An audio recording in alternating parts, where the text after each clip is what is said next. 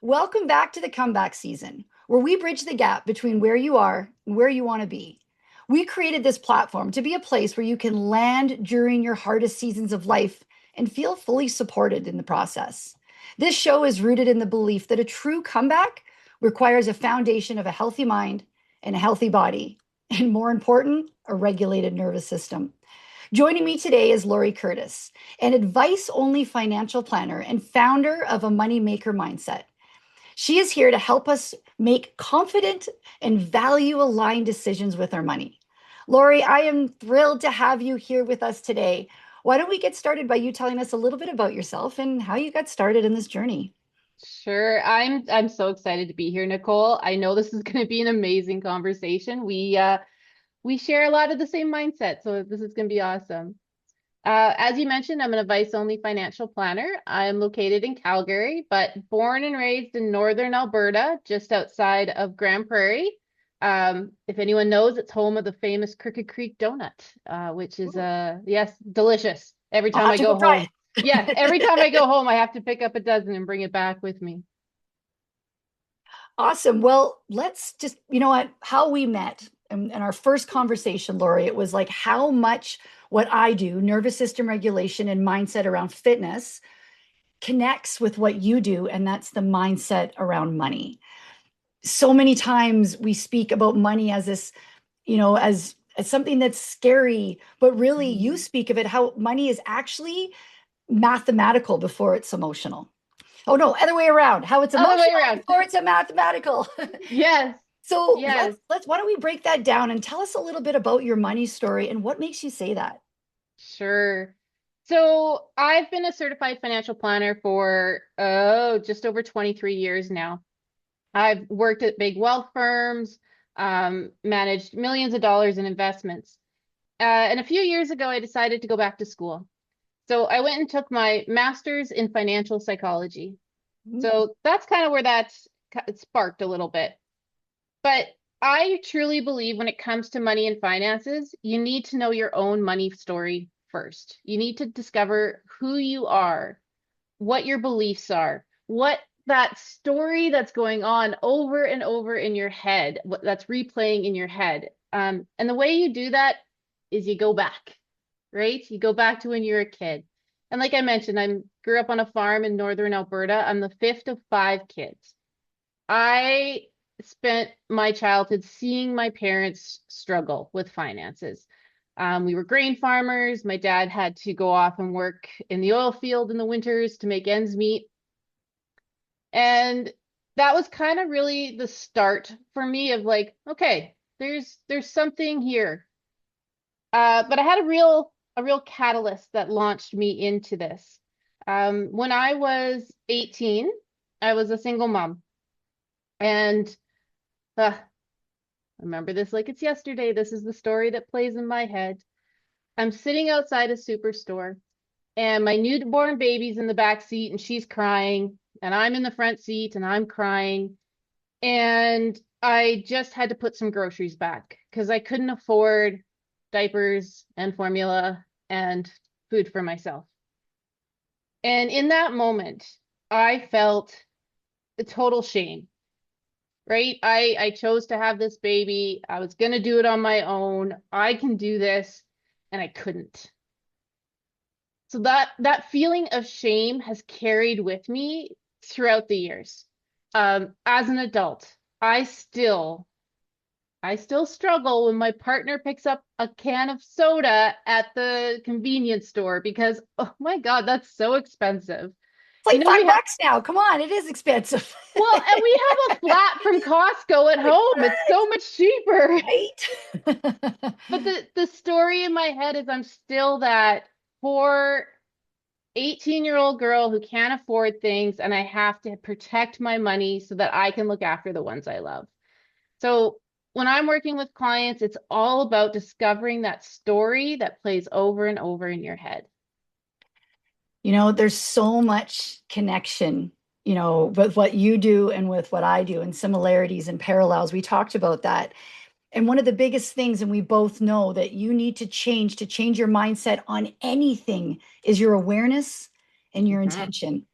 And it's Yeah. it's also interesting that how you show up, your emotions that are present in a certain time will reflect that scenario ongoing for the rest of your life. So I want to break down what just happened to you know what you just the story you just mentioned.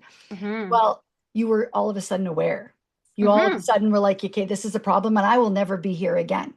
But then the intention to want to change it. But the challenge is, and I know that you have the answers to this, is when we have a negative emotion, guilt or shame, which we both know is the lowest emotion you could have.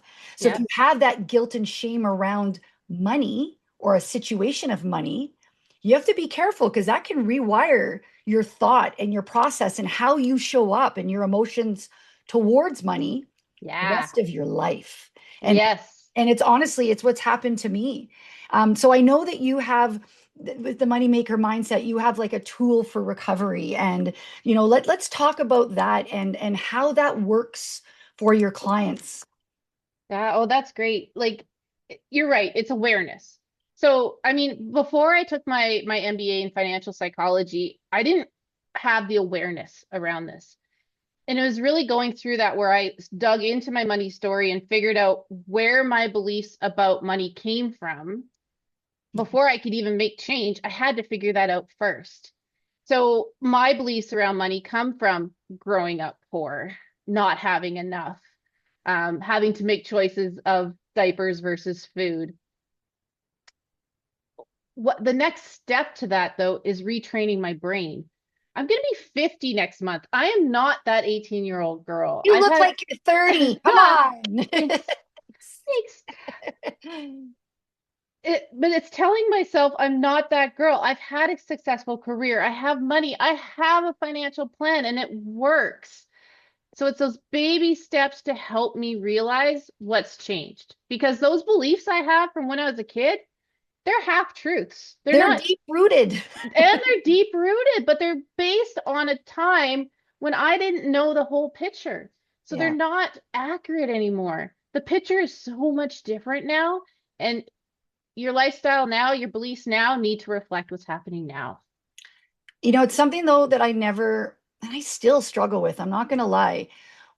When you hear what's your relationship like with money? If you want more money, you have to feel different towards money. And I'm like, hey, that doesn't make logical sense. My brain doesn't compute that because money's kind of fixed many times. You get a certain wage and the cost of living, especially in Canada, if Canadians are listening to this, we're all in it together. And so Yeah. we have that. So the idea that just change your mindset and you'll have more money. I always struggled with that, but there's more to it, and it's about obviously the tools, but more so what you're going to do with it, right? Yeah. And think of money as a tool.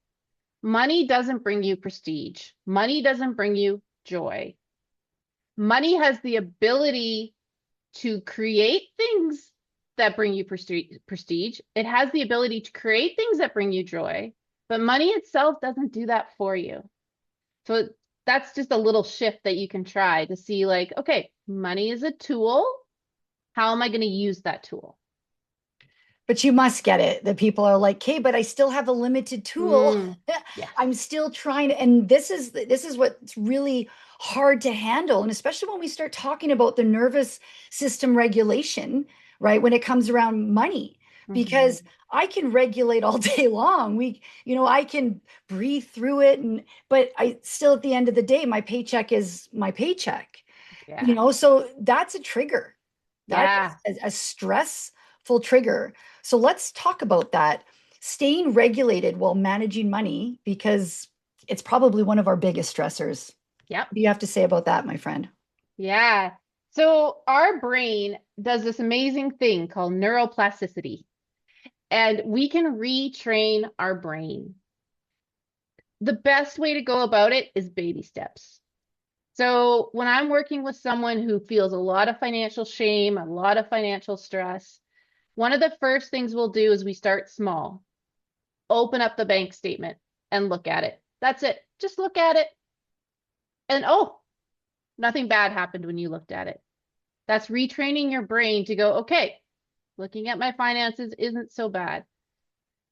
Then we go on to another step. let's take a look at the investment portfolio. Let's take a look at the return on the investment portfolio. So it's all these little steps, and somehow you survive them and your brain learns, okay, I'm just gathering information here. I'm not Mhm. doing anything different. I'm not hurt. I'm not doing anything wrong. I'm just observing. And that really starts the catalyst towards changing your mindset when it comes to money and finances. This is not a small topic. This is such No. a big, important thing to talk about because let's be honest, stress, increased cortisol, negative Mhm. health effects all around, lack of sleep. How many people listening to this have spent many hours in the night stressing about money when Mm. really, what are you going to solve in the middle of the night? Oh, exactly. I'll share a quick story with you. So, when my kids were little, my ex-husband and I, we took them to Disneyland. And when we went to Disneyland, now this is before like credit card, debit cards, all of that. I had envelopes of cash. And every day I had a different envelope for our dining out. I remember this so distinctly. We're sitting at a restaurant. It's been a very, very long day in Disneyland. My teenager is actually sitting at a different table because she's had enough of the whole family. So like tensions are high. We're super stressed out. And my ex-husband orders a pop in downtown Disney. And I'm like so frustrated. I'm like, "Oh my God, do you know how much that just eats into our budget for the day?" Now, to me, this sounds very responsible. I'm in control of our money. I know what's happening. We can afford this great holiday because I've done this. However, he explodes. He's like, seriously, I can't order a pop. I'm not ordering a beer. Like, it's a pop. It's probably $5 I at was the going to say, time. probably the same price as a beer. Yeah, yeah, yeah. But And anyway. when I reflect on that, I realize all those memories that I have, everything that built the story that runs in my head, led me to be so controlling with money. And, I look back, okay, there was other reasons we're now divorced, but my control over our money was a very large part of why our marriage didn't work. So, yeah, money causes stress in so many areas, and you don't even realize it. Yeah. And I think the another challenge is that, like I said earlier, the fixed mindset of, but there's no possible way. Like it's a limited. We all know that you have a Mhm. growth mindset or you have a fixed mindset. That's it. Mhm. It's one or the other.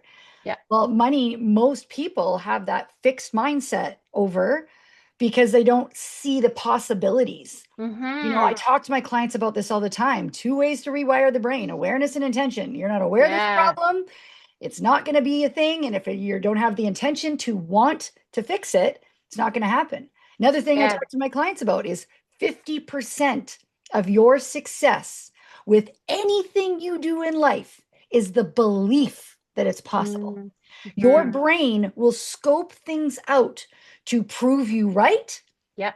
and prove its point, right? Yeah. So we have to remember that this is a thing and we shape that. Hmm. Why don't you So, address that with money? well, a really great exercise to work towards that is I call it value-based spending. So I don't like the word budget.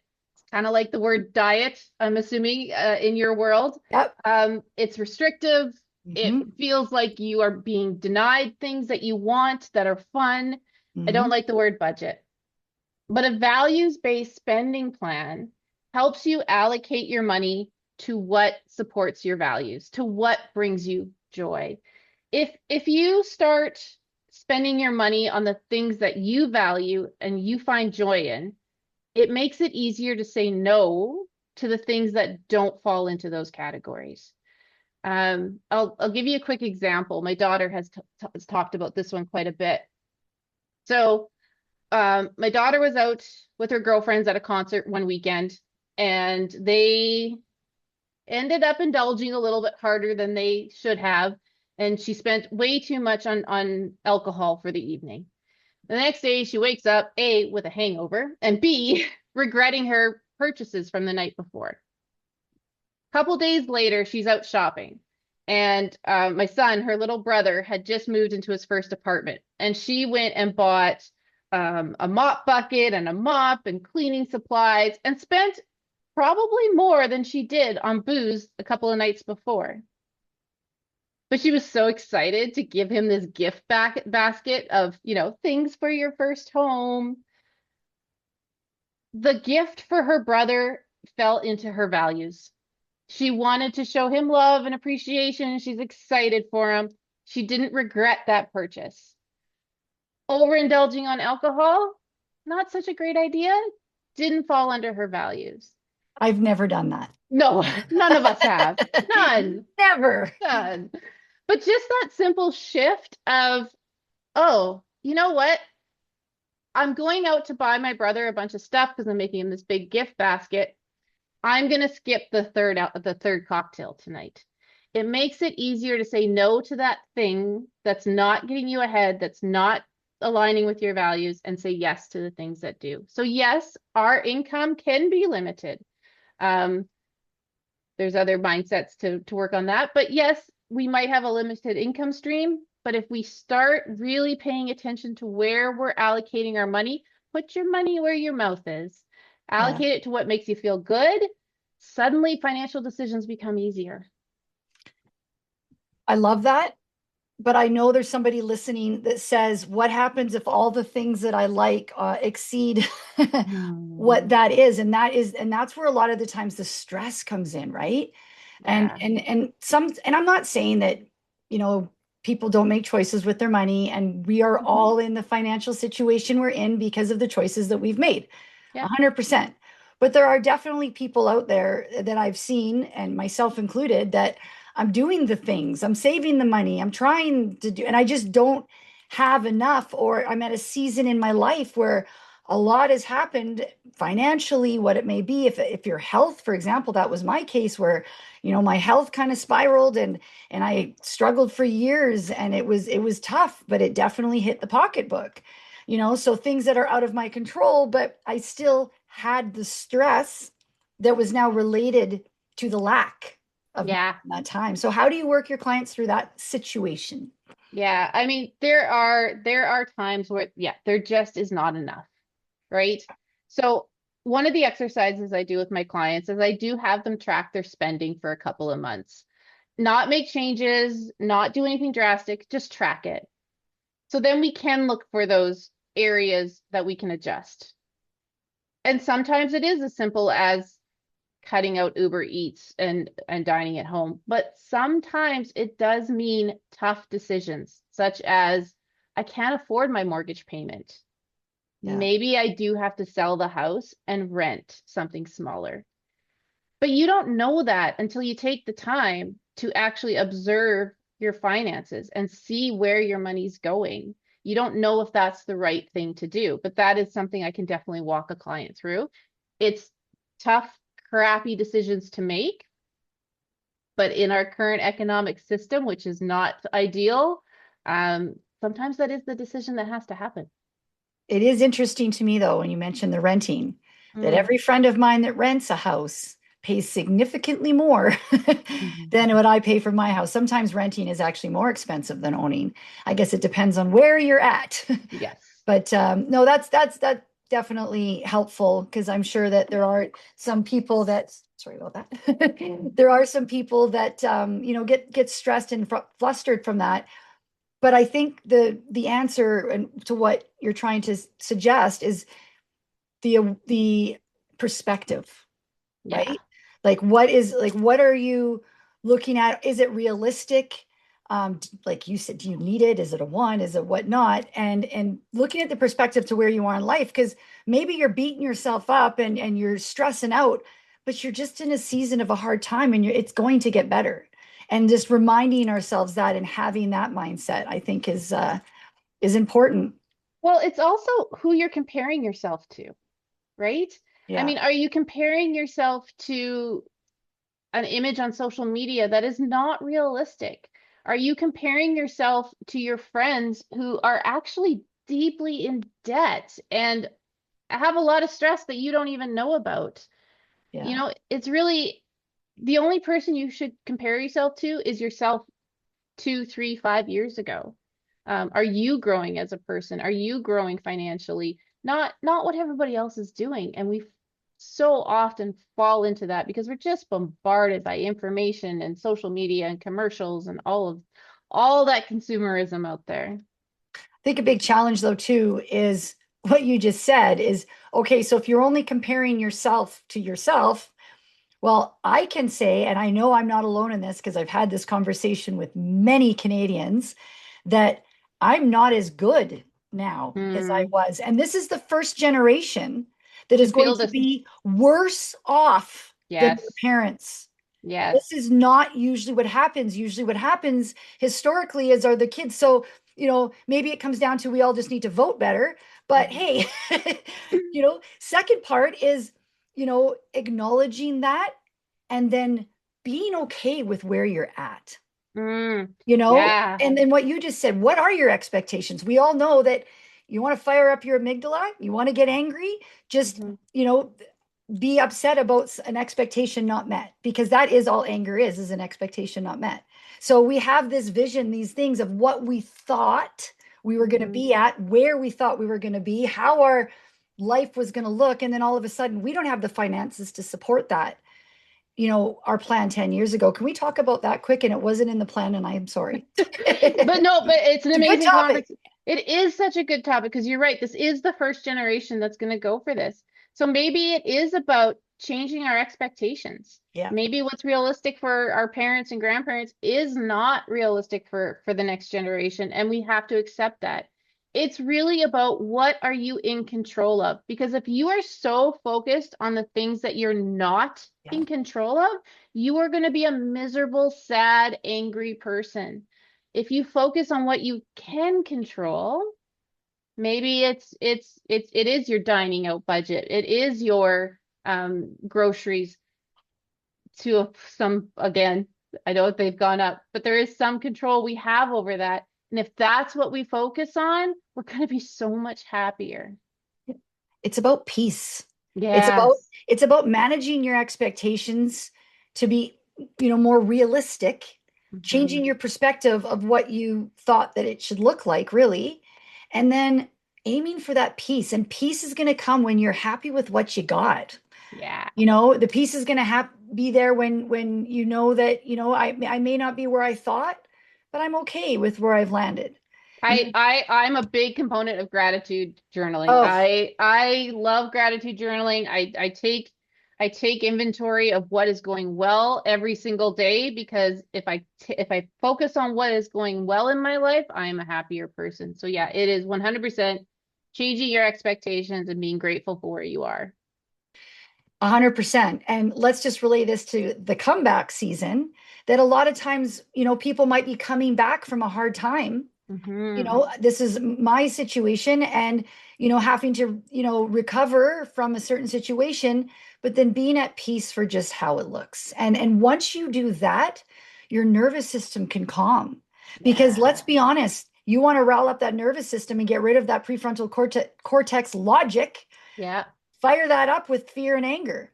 Your amygdala is fear. Money is fear. That's Yeah. all we're getting upset about it. We have a fear of lack, a fear we're not going to have, enough to pay the bills or to sustain the life that we've created. Maybe we Yeah. shouldn't have created, but we do. Yeah. you know? Yeah. And it's funny, Nichole, I work with a lot of women over 50 who are either gone through divorce or they've lost their spouse. And for the very first time, they're managing their money on their own. And it is terrifying, terrifying for them. This is something they've never had to do. They're at a stage in life where they thought retirement was close and now they're looking at it alone. It's a horrible situation to be in, but it's a great time to like take control of what you can control. And Yeah. they can control their finances because they're the only ones managing it now. So Yeah. yeah, I see that a lot. Really, as hard as Canadians' financial situations have become, we do have it better than Mhm. many people in this world. So that's helped me from that perspective, really just be grateful. Like you just said, Mhm. the human brain cannot biologically be grateful and anxious simultaneously. It just can't. Yeah. So it's just science. So Yes. if you're stressing about the money, we'll start being grateful that you have any of it to complain about. Well, and Really. and given our current economic system, it makes financial literacy so much more important. You know, 30 years ago, you could buy a house and it went up in value, and boom, there's your retirement plan. How easy is that?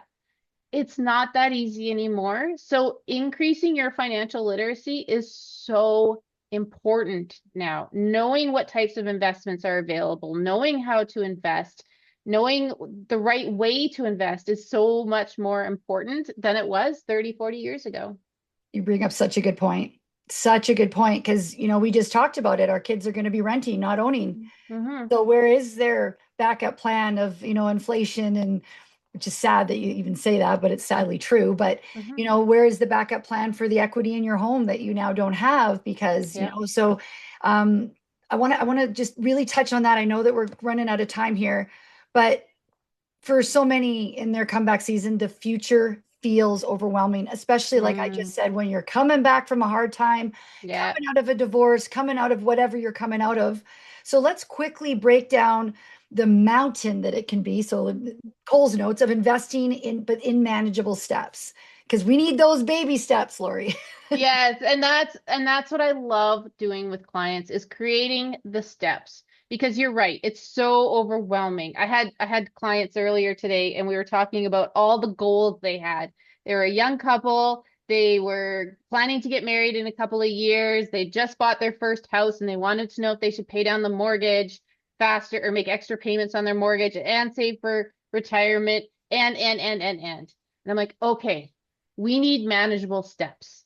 We got a lot of goals happening here. We need manageable steps."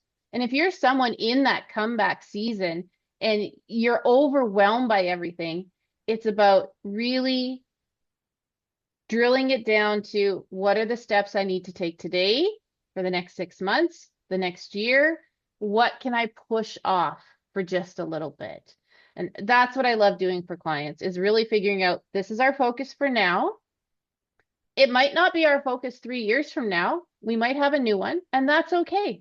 But this Yeah. is the focus for today. So, yeah, I love breaking down those steps because the mountain is huge. How do we make this manageable?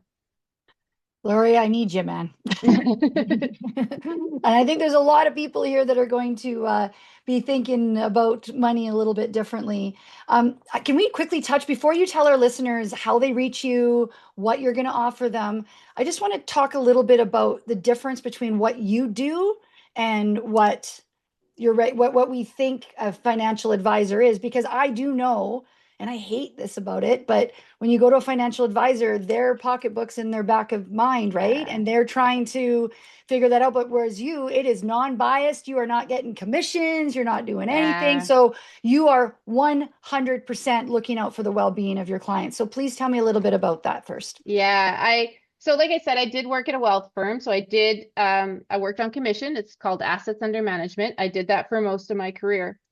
And it just didn't align with my values anymore. I didn't feel like I was helping my clients enough to justify the fees they were paying. Investing is so much easier now than it was 20 years ago. 20 years ago, your only option to really be diversified was a mutual fund sold by a mutual fund representatives. Now we have so many options. So I left the wealth firm and I went, okay, I'm really good at financial planning. I love it. How do I do it in a way that fits my values?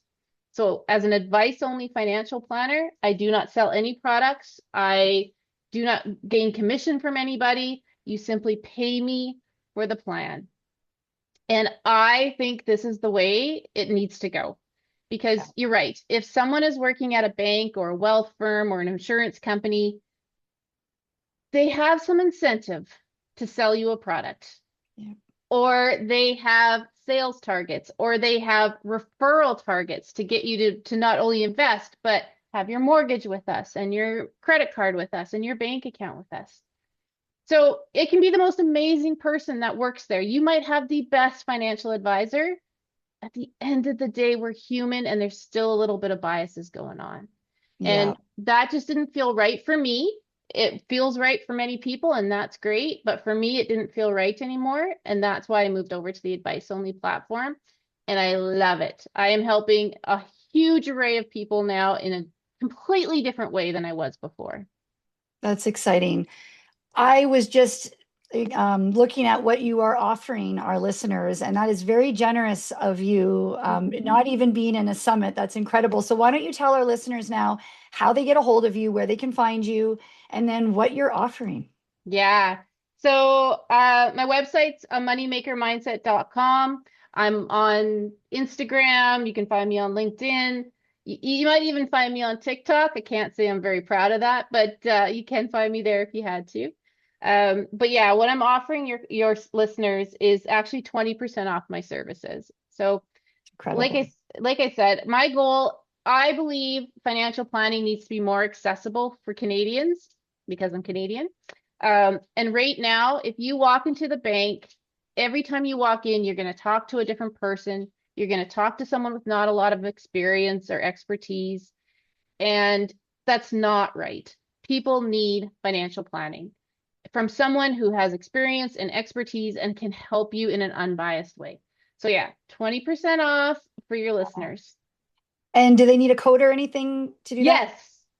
And I know it's here somewhere. Come back 20, I think you Thank you. said. Yes, come back 20. So yeah, but basically when you reach out to my website and check it out, the first step is always a free 30-minute consultation. So we have a conversation, see if I'm a good fit for you, see if what I do is a good fit for you, and then decide which of my different packages would work best for you. So reach out, have a conversation. If you mention the podcast, I'll give you the 20% off that. Oh, wow, that's amazing. I do have a quick question though. Mhm. When your people reach out to you and after you do that 30-minute and you do their package for them, is it an ongoing relationship with you? Like if they're like, I just found out this investment thing and blah, blah, blah, can they text you and call you? Like once they're a client of yours, they have that support? Yeah, I have it set up right now that there's an initial engagement, and that's a 3-month period of time where we really dive into the plan.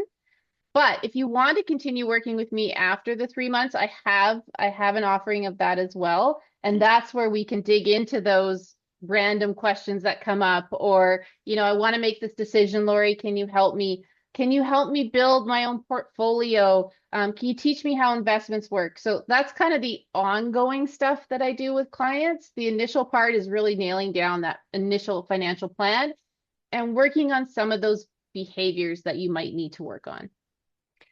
You are incredible. I'm very excited to work with you, and I really hope that our listeners take advantage of what you're offering because that is very generous. So thank you very much for being here today.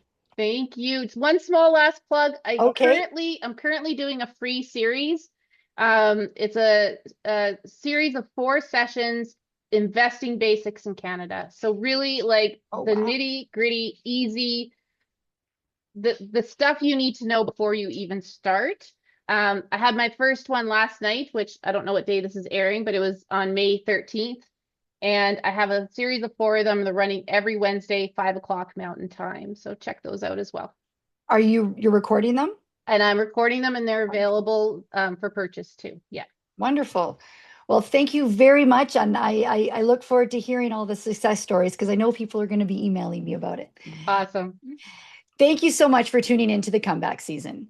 Today, we took a deep dive into the emotional side of your finances with Lori, uncovering why money is a psychological game long before it's a mathematical one. Lori, I got it right that time.